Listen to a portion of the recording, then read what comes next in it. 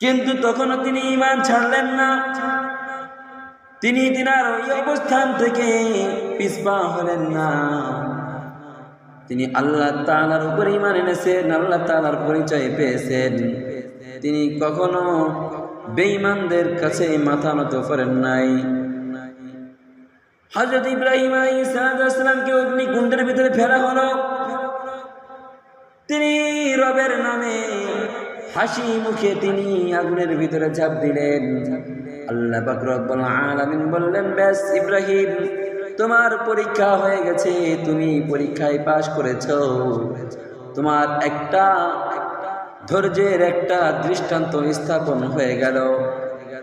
তুমি আমার হুকুম পালন করেছো, তুমি তোমার ঈমানের উপরে অটুট থেকেছো, তুমি পিছপাও হওনি, নমরুদের কাছে মাথা নত করনি।